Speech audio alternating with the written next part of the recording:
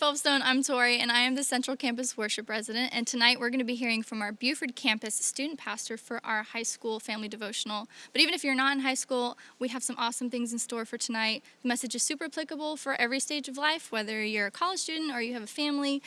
This is for you. But tonight, before we do that, we're going to enter into a time of worship.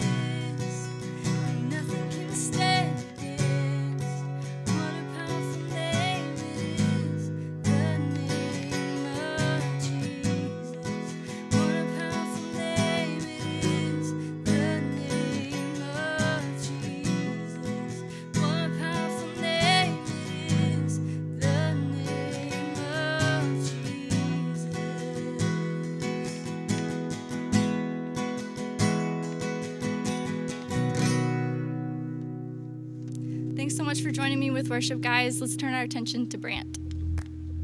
What is up, students? Hey, this is Brant, and fun fact about me that maybe you don't know is I love words. I love words with friends. I love Scrabble. I love bananagrams. I love words. I love word games. And the truth is, about words, there are good words and there are bad words. Good words like kindness and happiness and chicken sandwich, right? Chick-fil-A, Popeyes, I don't discriminate. I love it all. And there are bad words like Roll Tide and Tom Brady. And the truth is, and lettuce, right? I don't want to hear any of those words, right? Like, those aren't good words. And you've heard the saying, like, sticks and stones can break my bones, but words will never hurt me. And if you're in high school, you're old enough to know that's just not true. Like, unkind words can be more hurtful than anything else that we experience. And James, who we've been talking about for this past month, does not mince words when it comes to words. And we find what he says in James chapter 3. Read with me. It says this: all kinds of animals, birds, reptiles, and sea creatures are being tamed and have been tamed by mankind. But no human being can tame the tongue. It is a restless evil full of deadly poison. Like, we can tame tigers and killer whales. And I saw an emu on a farm one day. Like, we can tame all kinds of animals, but it's like the tongue, like what we say, is just out of our control. It's like the tongue has a mind of its own. Hopefully not like that, but the truth is, like, all the time, we have moments in our life where we just kind of lose control of what we say, whether we're angry and we say mean things that really, like, we don't think we believe. We just say them, they just come out. Or situations where you lie, where you didn't intend to lie, you know you shouldn't have, but you just lost control. With the tongue, we praise our Lord and Father, and with it, we curse human beings who've been made in God's likeness. Out of the same mouth come praise and cursing. My brothers and sisters, this should not be.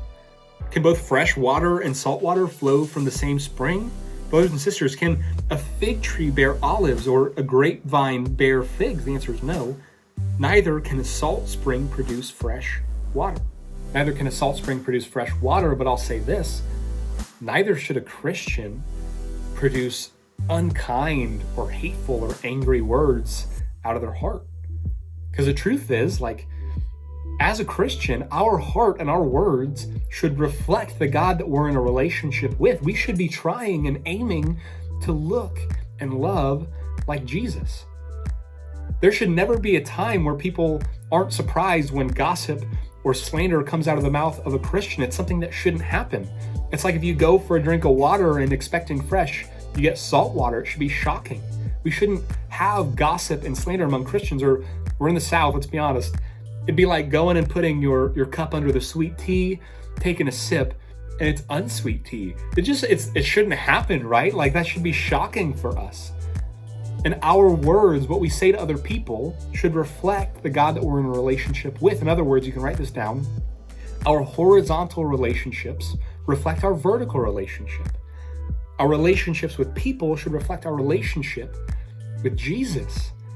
And that's true for your parents, for your coaches, for your teachers, for your friends, for your family, your siblings. How we treat others should be a reflection of the love of God shown to us.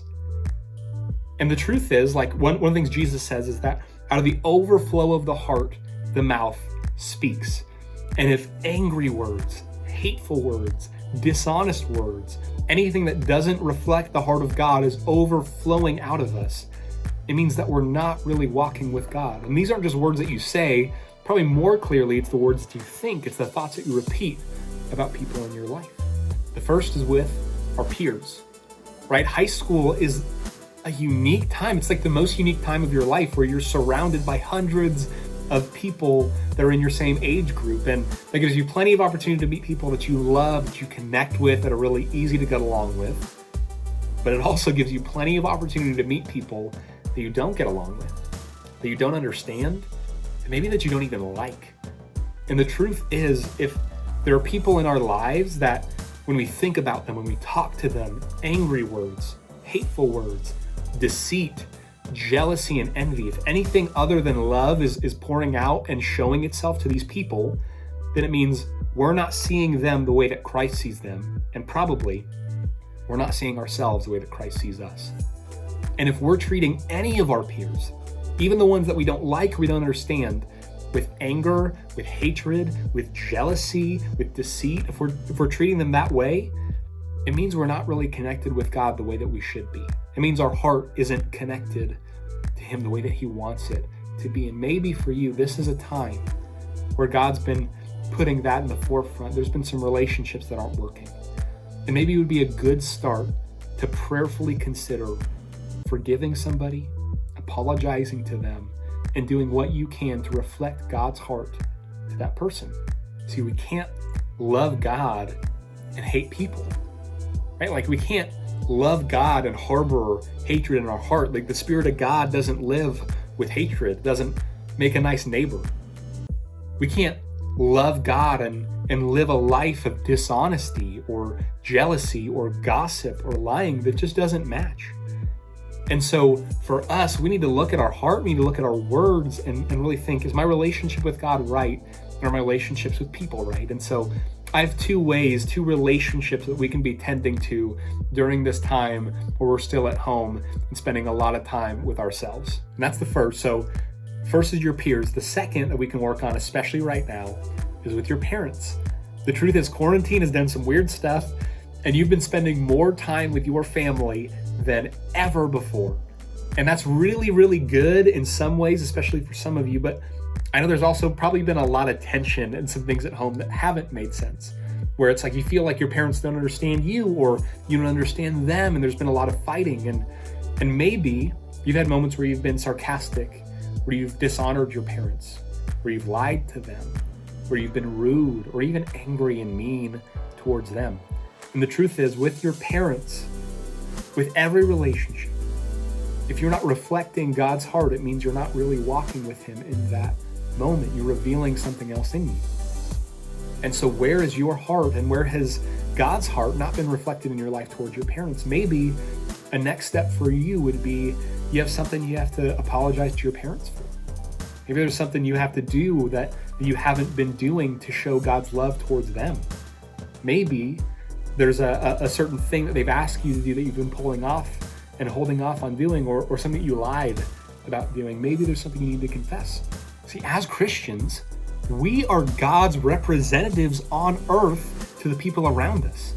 You represent and reveal Jesus, what he should look like to your parents, to your peers, to all of the relationships that God has put in your life. That's God's hope.